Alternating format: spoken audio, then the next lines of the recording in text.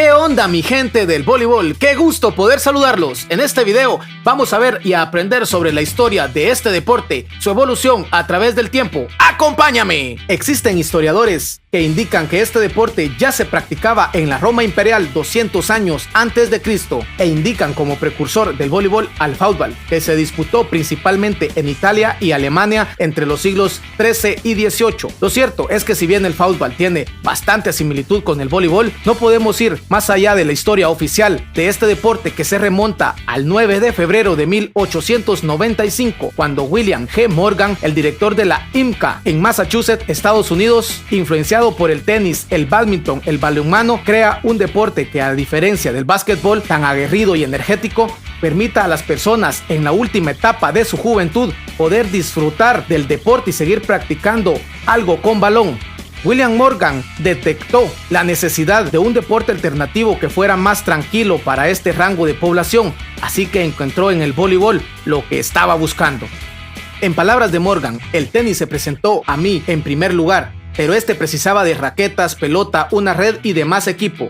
De esta manera fue descartado. Sin embargo, la idea de una red parecía muy buena. Se elevó la red alrededor de 6 pies con 6 pulgadas o 1 metro con 68 centímetros, es decir, justo por encima de la cabeza de un hombre promedio. Imagínate lo que sería jugar hoy en día con la net a esa altura.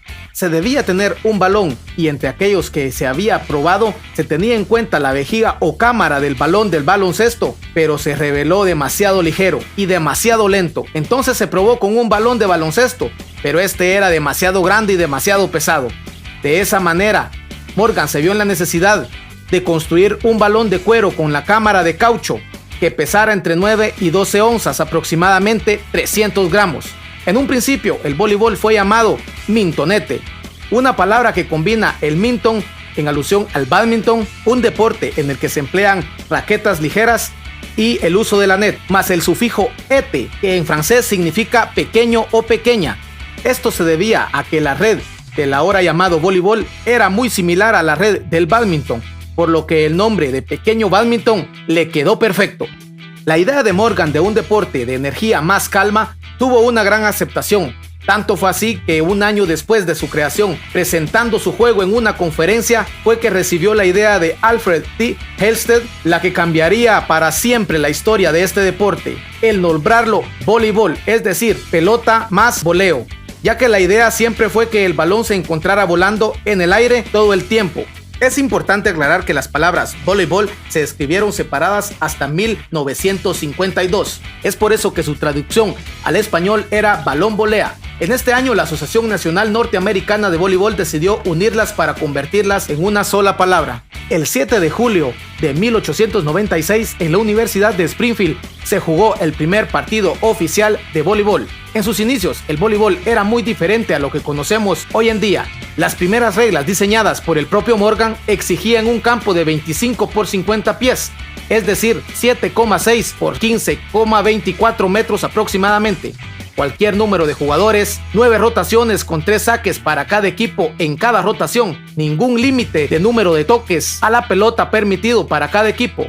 En caso de un error en el saque, se permitía un nuevo intento como en el tenis, y una pelota que tocaba la red sería considerada una falta con la pérdida del punto, a excepción del primer intento de saque.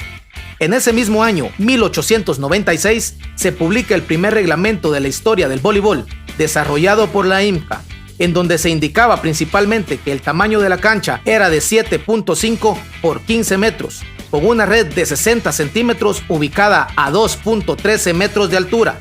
Y algo muy simple, si el balón tocaba el suelo, era falta. Se jugaba hasta los 21 puntos. En 1900 se diseña una pelota exclusiva para el nuevo deporte. La altura subió a los 7 pies con 6 pulgadas, es decir, 2.3 metros, lo que nos marcaba el primer cambio en la altura de la net de este deporte.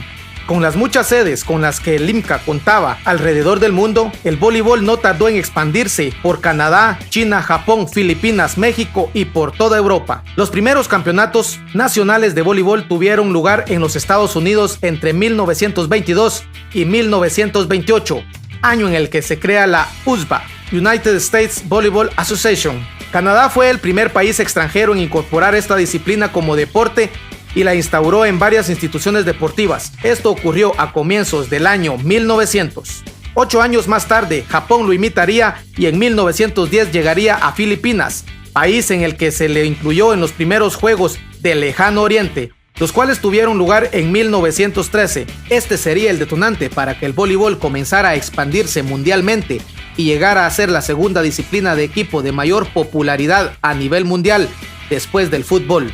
En 1914, George Fisher, quien era el secretario de la Oficina de Guerra de los Estados Unidos, incluiría el voleibol en el programa de educación de las Fuerzas Armadas Americanas, razón por la cual este deporte se dispersó en muchos países donde el ejército estadounidense tenía presencia alrededor del mundo. En 1924, en París, fue presentado en Juegos Olímpicos en calidad de deporte de demostración dentro de los deportes americanos. Los primeros partidos oficiales de voleibol de los Juegos Olímpicos se jugaron en Tokio del 13 al 23 de octubre de 1964, con 10 equipos masculinos y 6 equipos femeninos. En estos Juegos Olímpicos, la medalla de oro para los varones fue para la Unión Soviética, en tanto que Checoslovaquia y Japón obtuvieron respectivamente la plata y el bronce. En la categoría femenina, Japón se llevó la medalla de oro, mientras que la Unión Soviética y Polonia quedaron en segundo y tercer puesto. Además de ser un deporte olímpico, existen otras competiciones importantes del voleibol, como lo es el Campeonato Mundial, el Gran Premio Mundial y la Liga Mundial de la Federación Internacional de Voleibol, la BNL. Y hablando de la Federación Internacional de Voleibol, que actualmente tiene 222 federaciones miembros, fue fundada en el 18 de abril de 1947 en París por 14 países, entre los cuales están Bélgica, Brasil, Checoslovaquia, Egipto, Estados Unidos, Hungría, Italia, Países Bajos, Polonia, Portugal, Rumania, Uruguay y Yugoslavia. El primer presidente fue Paul Livad y desde 1984 la sede de la Federación Internacional de Voleibol se encuentra en Lausana, Suiza. Existen algunas variantes del voleibol. El voleibol de playa, el cual forma parte de las disciplinas olímpicas desde 1996, y este deporte se juega en canchas de arena, donde cada equipo consta de solo 2 personas que se exigen al máximo para poder ganar. El voleibol sentado es la variante para las personas con discapacidad en las extremidades inferiores y desde 1980 ha formado parte de los Juegos Paralímpicos. El voleibol también cuenta con sus variantes más informales, tales como el cachibol, el cual se ha practicado por comunidades de personas mayores y consiste en un enfrentamiento de 6 personas por equipo en equipos mixtos, así como también el ecuavoli, el cual es la versión propia que Ecuador le ha dado a este deporte en su comunidad. Ahora vamos con un pequeño repaso al reglamento actual del voleibol y los cambios que ha experimentado durante este tiempo. El campo en el que se celebran los encuentros cuenta con 18 metros de largo por 9 de ancho. La línea central separa el área de ambos equipos. La superficie sobre la cual se juega no puede ser deslizante ni rugosa debido al constante contacto de los participantes con el suelo. La red se encuentra suspendida sobre la línea central que divide el campo. En los 2 equipos masculinos esto se coloca a 2 metros con 43 centímetros de altura, mientras que para las mujeres es de 2 metros con 24 centímetros. Estas medidas son únicamente para la categoría mayor o adulta. El balón fue de color blanco monocromático hasta 1998. A partir de ese momento se autorizó para que pudiera tener otros colores. Este balón, de forma esférica en el exterior, está hecho de cuero o de materiales sintéticos. En cambio, al interior posee una cámara de goma, la cual se encapsula el aire y su circunferencia oscila entre 65 y 67 centímetros y pesa entre 260 y 280 gramos. El partido se divide en 5 sets y cuando un equipo llega a 3 sets ganados, se proclama como el ganador de ese partido. Para ganar un set es necesario acumular 25 puntos y mantener una ventaja de 2 puntos con respecto al equipo rival. Si se llega a necesitar un quinto set, este se jugará hasta 15 puntos, siempre con 2 de ventaja sobre el rival. Para jugar cada set, los equipos se cambian de campo y los campos se sortean antes del juego y se vuelven a sortear si es necesario un quinto set. El objetivo del juego es pasar la pelota por encima de la red y hacer que ésta toque el piso del campo rival. En 1998 se introduce el jugador líbero, quien puede entrar y salir del campo de forma permanente para sustituir a cualquiera de sus compañeros que se encuentren en posición defensiva. Esto le dio a los jugadores más bajos la posibilidad también de estar en forma activa en el voleibol. En 2006 se aprueba el segundo jugador líbero, quien aguarda en el banquillo y espera su turno para entrar. Algunos equipos utilizan un jugador líbero para el momento del complejo 1 para realizar el recibo y el otro jugador líbero para el complejo 2 para hacer la acción de defensa. Ahora veamos el medallero olímpico. Los varones cuentan con 4 medallas de oro para Rusia, 3 de ellas cuando aún eran la Unión Soviética, 1 para Japón, 1 para Polonia, 3 para Estados Unidos, 3 para Brasil, 1 para los Países Bajos y 1 para Yugoslavia. En cuanto a la rama femenina, 4 medallas de oro son para la Unión Soviética, 3 para China, 3 para Cuba, 2 para Japón y 2 para Brasil. Es imposible hablar de todas las figuras que nos ha dejado la historia del voleibol, pero podemos destacar al considerado el mejor jugador de voleibol del siglo XX, Karch Kiraly, el único jugador de voleibol que ha sido campeón olímpico tanto en la cancha como en la playa. En la duela fue 2 veces campeón olímpico con el equipo de Estados Unidos, ganando la medalla de oro en los Juegos de Los Ángeles 1984 y en Seúl 1988.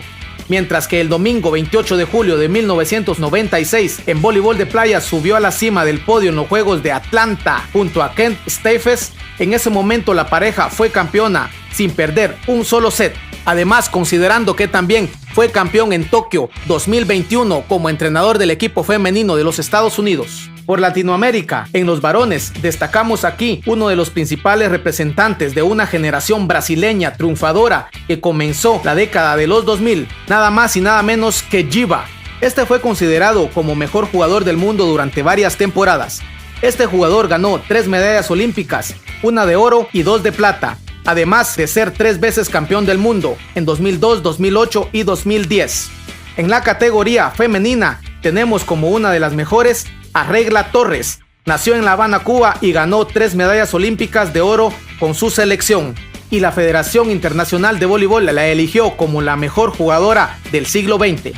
También destacar a las jugadoras peruanas Gabriela Pérez del Solar y Cecilia Tait, ambas integrantes del Salón de la Fama del Voleibol, ubicado en Old Jockey, en Estados Unidos, donde todo comenzó para esta hermosa historia.